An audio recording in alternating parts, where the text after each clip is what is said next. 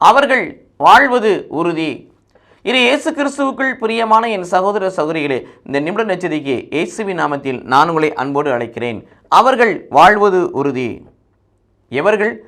தீயவர்கள் தாங்கள் செய்த பாவங்கள் அனைத்தையும் விட்டு மனமாறி கடவுள் கொடுத்த நியமங்கள் அனைத்தையும் கைகொண்டு நீதியும் நேர்மையும் கடைபிடித்தால் அவர்கள் வாழ்வது உறுதி. எதை விட வேண்டுமோ அதை விட வேண்டும். எதை பெற்றுக்கொள்ள வேண்டுமோ பற்றிக்கொள்ள வேண்டுமோ அதை பற்றிக்கொண்டு அதற்கேற்ப வாழ வேண்டும். அப்பொழுது அவர்கள் சாக போவதில்லை, அவர்கள் வாழ்வார்கள் என்ற உறுதியை கடவுள் நமக்கு கொடுக்கிறார்.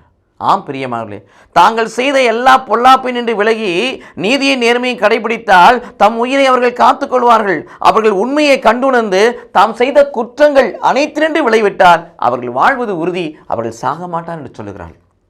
பாவ வாழ்வை விட்டு, இருளின் வாழ்வை விட்டு, அந்தகார வாழ்வை விட்டு, பொய்மை வாழ்வை விட்டு, அனித வாழ்வை விட்டு நாம் எழுந்து விலகி கடவுள் கொடுக்கிற நியமங்களை கடைபிடித்து வாழ வேண்டும் என்பதை கடவுள் இந்த நாட்களிலே வலியுறுத்துகிறார். அப்படிப்பட்ட வாழ்வு வாழ்வோம், வாழ்வை உறுதிப்படுத்திக் கொள்வோம். கடவுள் நம்மை ஆசீர்வதிப்பாராக. ஆமீன்.